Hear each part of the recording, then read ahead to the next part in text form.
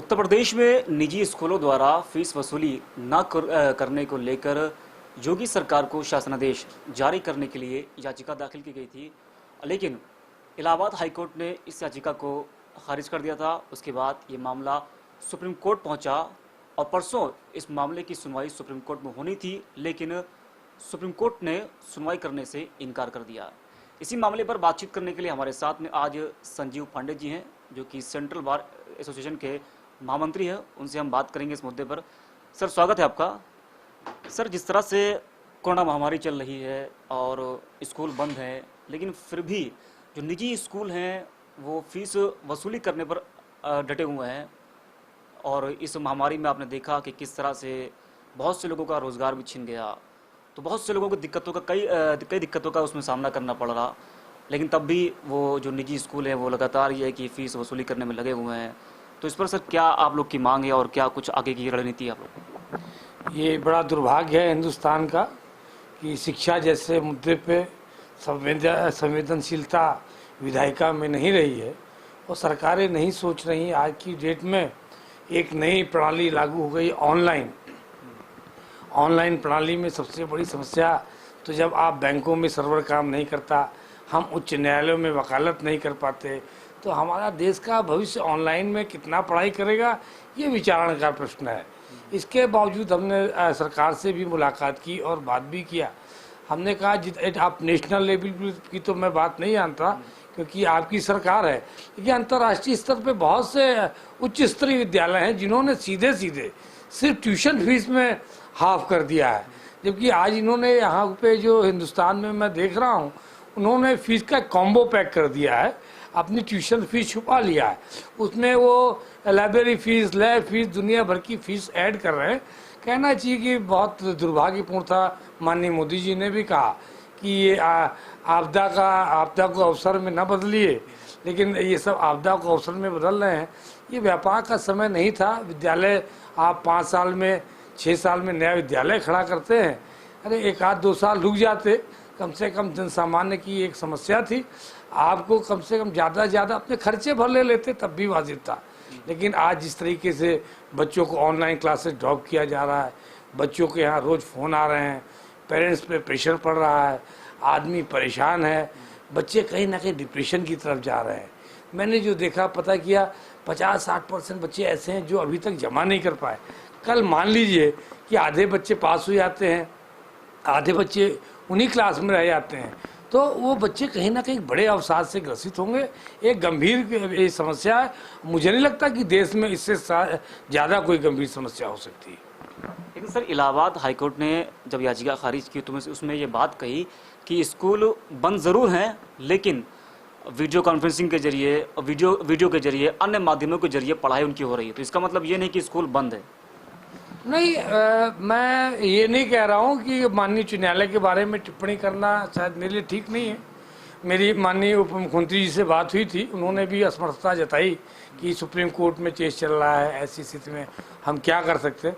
तो हमारा सीधा कहना था, देखिए विधायिका से बड़ी कहीं न्यायपालिका नहीं है और आप पूर्ण बहुमत की सरकार है, लोकप्रिय सरकार है। आपने समय समय पे देश के लिए परिवर्तन किया।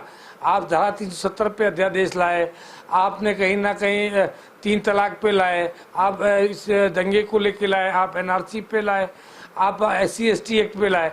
लोकतंत्र में आपने जो भी निर्णय लिया जनता ने आपका स्वागत किया। तो ऐसे समय में आप क्यों नहीं एक ऐसा ऑर्डिनेंस अपनी तरफ से पास कर देते जिससे कि आम जन समुदाय को कहीं ना कहीं थोड़ा सा उसको लाभ मिले। सर, आपने बात किया आर्टिकल 370 की, 3 तलाक की बात किया, कई बड़े मुद्दे को सरकार ने चुटकी में, अगर हम कहें चुटकी में, उसका फैसला किया। तो ये तो खैर अगर देखा जाए तो ये जनता के लिए फैसला था। अगर सरकार चाहती तो इसको भी चुटकी में फैसला ले सकती थी। निश्चित रूप से दुर्भाग्य मैं देखता हूँ कि माँ सरस्वती का अपमान, ये कहते ही कहा जाएगा देश का दुर्भाग्य है। आज इसीलिए मैं देख रहा हूँ हमारे देश में, कल माननीय मोदी जी को मैं एक ट्वीट में पढ़ रहा था कि वो समय कब आएगा कि कच्चा माल हम भेजना बंद करेंगे, हम बना हुआ भेजेंगे प्रॉफिट। जब आपके पास शिक्षा का स्तर इतना निम्न है, आपके जितने भी शोध विद्यार्थी हैं, आपके जितना भी पढ़ा लिखा जो भी नया तबका आप देख रहे होंगे, वो सारा की सारा पढ़ाई के लिए, अच्छी एजुकेशन के लिए विदेश जाता है। आपसे वो कर्जा लेता है, उस कर्जे को चुकाने के लिए आजीवन विदेश में रह जाता है। जब अच्छी स्किल देश में बची नहीं रही है तो आप कब तक आप सोचते हो कि आप 100 रुपये का जो आपके किलो सोना है, आप 2 लाख रुपए किलो की उसकी एक किलो के हिसाब से रिवॉल्वर बना लोगे आप? मुझे तो नहीं लगता। ये अपने आप को समझाने के लिए ख्याल अच्छा है, लेकिन इस पर ज़मीन पे कोई काम नहीं है। सर, जो अभिभावक हैं तो वो सुप्रीम कोर्ट, हाई कोर्ट लगातार चक्कर लगा रहे हैं कि किसी तरीके से जो है जो निजी स्कूलों में फीस ना वसूलें। तो आपको सर इससे लगता नहीं कि कहीं ना कहीं सरकार भी निजी स्कूलों के पक्ष में ही है? देखिए, देखा जाता है ये दुर्भाग्य है आज की डेट में राजनेताओं का। मैं देखता हूँ, आप भी देखिए, पार्लियामेंट में 50% से ऊपर अपराधी बैठे हुए हैं। हमारे जैसे, आप जैसे लोग उनको पहुँचाते हैं। अपराधियों का, अपराधीकरण का ये देख रहे होंगे। सबसे पहले खुला तो क्या खुला? सबसे पहले शराब की दुकानें खुली, आबकारी, क्योंकि वहाँ भी कहीं ना कहीं भले आदमी हैं। इनके बारे में आपको, इनकी भलाई के बारे में नहीं बताना है। इसके बाद आपको विद्यालय तो उन्होंने सबसे आखिरी में, सबसे महत्वपूर्ण है, उसकी स्थिति आपने इसको एक टैक्स लेने का या कमाई का साधन बना दिया। शिक्षा को अगर आप कहीं ना कहीं व्यवसाय का साधन बनाएंगे, और आप लोग कहते हैं कि हम गुरुकुल परंपरा से हैं, आपकी सरकार सनातन धर्म की बात करती है, जहाँ पे शिक्षा का कोई मोल नहीं होता था। और आज अगर आप मोल तोल करेंगे तो आप किस भारतवर्ष की बात कर रहे हैं और किस विश्व गुरु होने की बात कर रहे हैं? आप मानते हैं कि शिक्षा को एक व्यवसाय बना दिया गया है? निश्चित रूप से मानते नहीं है। दिखाई हमारे मानने ना मानने से कुछ नहीं होता, वो दिख रहा। आप सिर्फ यहाँ की शिक्षा व्यवसाय भी बनाया होता तो अच्छा होता। आपने शिक्षा से सिर्फ इस देश में बाबू बनाए। अब अलग बात है, नई शिक्षा नीति आई है, हम उसका अध्ययन कर रहे हैं, कुछ ठीक है, उसका स्वागत करते हैं हम। अब ज़्यादा तो आने पे पता चलेगा, 35 साल पे आखिर क्या कहा था शिक्षा नीति डिब्बे में बंद रही। कहीं ना कहीं नेताओं का कहीं ना कहीं अच्छा योगदान है उसको बंद करने में। और जहाँ तक इसकी बात है, व्यवसायीकरण तो पूर्ण रूप से और बड़ा दुर्भाग्य है ये। सर, लेकिन निजी स्कूल यहाँ तक ये भी कह रहे हैं कि जो है वो फीस कहाँ, वो सैलरी कहाँ से देंगे टीचर्स को? अगर हम फीस नहीं लेंगे तो सैलरी कैसे देंगे वो लोग? बाबूजी, मैंने देखा है, आप तो पत्रकार हैं, आप ऐसी बात करते हैं। आप देखिएगा अपने नज़र में उठा के, आज से 10 साल पहले वो एक कमरे के स्कूल में स्कूल चलाता था। अब क्या साहब, उसकी 10 बिल्डिंगें बन गई। सरकार 50% उसको छूट देती है ज़मीन पे। विधायक सांसद अपनी निधि देते हैं। अब तो खैर कोरोना ने बंद करा दिया। जितने भी स्कूल हैं, जितने भी व्यवसाय हैं, कोई आप मुझे एक आदमी बता दीजिए जिसने 10 साल में अपनी हैसियत कम से कम 4 गुना नहीं की हो। 40 खुला करने वालों की तो बात ही छोड़ दीजिए। अभी आप देखेंगे तो आपको बहुत से मिलेंगे। ये चर्चा का विषय नहीं, सब जानते हैं। अच्छा सर, जो आपका प्रोग्राम आज हुआ है वेबिनार, तो उसमें सर क्या निर्णय लिया गया और क्या बातचीत उसमें हुई? देखिए, चूँकि मैं एक एडवोकेट कम्युनिटी का सेक्रेटरी हूँ, बाहर का मंत्री हूँ, मैंने अपने वकीलों के बीच में देखा बहुत से लोग परेशान थे। नेट प्रॉब्लम होने से, मोबाइल ना होने से बच्चों के नाम कटा रहे थे। और समाज में हम रहते हैं, हमें भी समाज की पीड़ा होती है। हमने देखा कहीं ना कहीं जब देश की आज़ादी की बात आई तो अधिवक्ता समुदाय आ गया। हमारे अधिवक्ता समुदाय में बात हुआ, क्यों नहीं मंत्री जी इस लड़ाई को हम लोग लड़े? तो मैंने कहा नहीं, बहुत अच्छी बात है। क्योंकि मैं नेता हूँ, अधिवक्ता समुदाय का चेहरा हूँ, तो मुझे इस लड़ाई को लड़ने के लिए आगे आना पड़ा। और इस लड़ाई को कहीं ना कहीं आम आदमी की सच्चाई की लड़ाई है। इसको हम आखिरी दम तक लड़ेंगे, इसको फैसला होने तक लड़ेंगे। अगर हमको आम अभिभावकों का सहयोग मिलेगा, पॉजिटिवली सब साथ रहेंगे, पढ़े लिखो तरीके से विरोध करेंगे तो हम उनके साथ हैं। और विश्वास मानिए कि देश में ये लोकतंत्र से चलता है, लोकतंत्र जनता से चलता है, ये नेताओं से नहीं चलता है। सर, एक आखिरी सवाल आपसे ये है कि आगे की रणनीति क्या होगी आपकी? अगर सरकार नहीं मानती है आप लोगों की मांगों को, और जो आपने मांग रखी है सरकार के सामने, अगर नहीं मांग पूरी होती तो आगे की रणनीति क्या होगी आप लोग की? रणनीति कुछ नहीं, हम तो सीधे साधे कानूनी आदमी, वकील आदमी, कानून की बात भाषा जानते हैं। हमने पहले पत्राचार माननीय डीएम जिलाधिकारी लखनऊ को किया। जब पेंडेमिक शुरू हुआ था उसी दौरान, क्योंकि लोग फीसों के लिए समस्या आने लगी थी, उनको दिया। तो क्योंकि जिलाधिकारी का एक निश्चित दायरा है, फिर हमने उसके बाद उनसे बात हुई। फिर हम माननीय उप मुख्यमंत्री जो शिक्षा मंत्री भी हैं प्रदेश के, उनको हमने एक पत्र दिया। पत्र के बाद खैर उनको अपनी उदारता दिखाई और उन्होंने आमंत्रित किया अपने आवास पे और हमारी उनकी आवास पे वार्ता हुई। कुल मिला के गोलमोल बात ये हुई, उनका उन्होंने वही सुप्रीम कोर्ट और हाई कोर्ट की बात बताई कि हम निजी स्कूलों के प्रति कुछ नहीं कर सकते। उन्होंने कहा आप लोग अभिभावक संघों से बात करो, तो हमारी कोई स्थिति नहीं है, लेकिन कहीं ना कहीं आप लोगों के थोड़े उससे कुछ अभिभावक संघों के प्रयास से इन निजी स्कूलों ने एक बैठक किया, 20% स्कूल की फीस माफ़ करने की बात। लेकिन कुछ स्कूल थे तो उसमें था कि कहीं ना कहीं इनके मन का अपराध बोध था जिससे वो इस पर तैयार हो गए। हमने कहा चलो कोई बात नहीं, वो बात हो गई। 20% से कुछ होता नहीं है, ये तो कहने की बात है। भाई 20% ले लो, ये तो एक बार सोचा जा सकता है। 20% छोड़ के आप क्या एहसान कर रहे हो? पर जो टैक्स पे ही उनसे ले लो, जो देना चाहता है। हमने नहीं कहते कि हमारे भी माँ बाप, भाई बहन, रिश्तेदार, नातेदार स्कूलों से जुड़े हैं, तनख्वाह पाते हैं, जो वहाँ काम करते हैं, उनका भी रोजगार चलना चाहिए, उनको हम अनदेखा नहीं करना चाहते। भाई सरकार भी चाहे, सरकार की बड़ी सोच हो। 20 लाख करोड़ मैं तो लिख भी नहीं पाऊंगा, उसी में से कुछ स्कूलों को आप दे सकते थे अनुदान। इससे अच्छा करना चाहिए, विद्यादान से बड़ा कोई दान नहीं, महादान होता। खैर छोड़िए।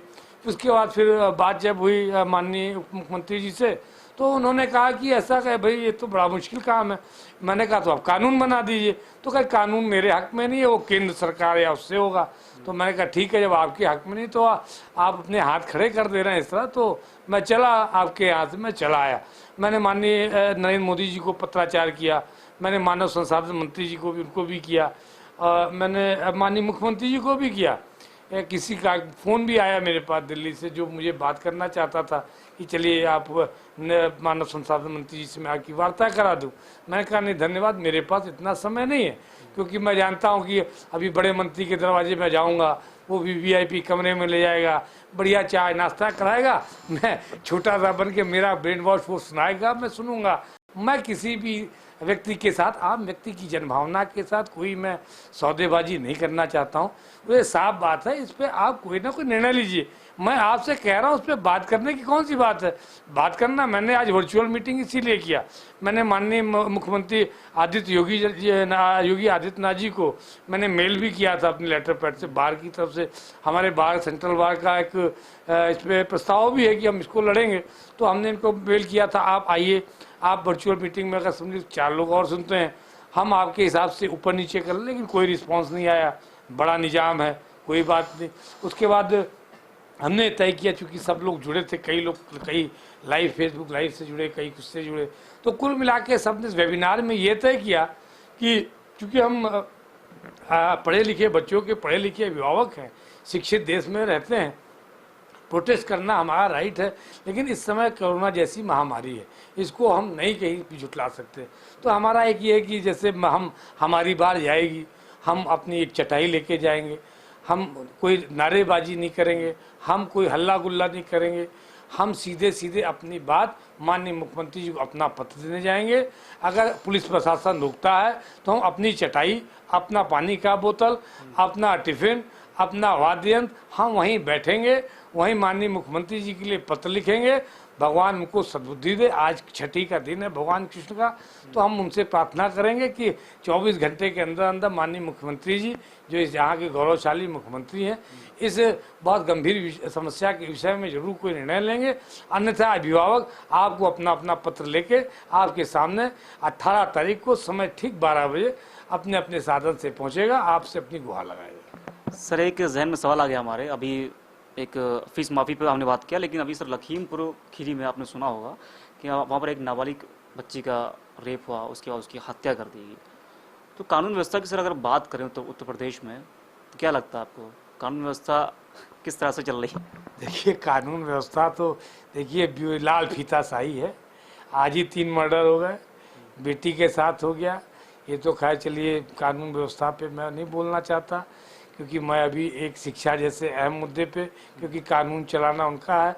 आप देख रहे हैं कानून तो निश्चित रूप से बहुत अच्छा नहीं लॉ एंड ऑर्डर दिख रहा, लेकिन इस पे मेरा कोई वो कहना नहीं, लेकिन मेरा ये कहना आप सबसे, आपके माध्यम से अपील है, पूरे देश के राष्ट्रवासियों से अपील है, ये आपके अपने बच्चों की लड़ाई है, इस लड़ाई को आपको लड़ना है। आप नहीं मुख्यमंत्री जी के पास जा सकते, आप अपने घर के सामने चटाई बिछाइए, आप अपने अपने ज़िले के मुख्यालय में जाके अपने जिलाधिकारी के माध्यम से मुख्यमंत्री प्रधानमंत्री को अपना पत्र प्रेषित करिए, उसका लाइव वीडियो चलाइए और उस वीडियो के साथ साथ आप हैशटैग फीस माफ़ी और हैशटैग अपने बच्चों को शिक्षा का अधिकार, ये सब चीज़ें सोशल मीडिया के माध्यम से चलाइए। अगर निश्चित रूप से ये सब चीज़ें सोशल मीडिया में ट्रेंड होंगी, यही खबर बनती है और मीडिया बंधु ही आपकी बात को ऊपर तक ले जाएंगे। और निश्चित रूप से विश्वास मान के चलिए, आप एक लय ताल से चलेंगे तो आपको सरकार को सोचना पड़ेगा। तो अधिवक्ता समुदाय बच्चों के साथ है, अभिभावकों के साथ है, लगातार जो फीस माफ़ी की लड़ाई है वो ये लड़ रहे हैं। मुझे पूरी उम्मीद है कि इसमें सभी को जीत मिलेगी और सरकार ज़रूर इस बात को सुनेगी। सहयोगी वीरेंद्र के साथ मैं अब्दुल करीम, प्राइम टीवी, लखनऊ।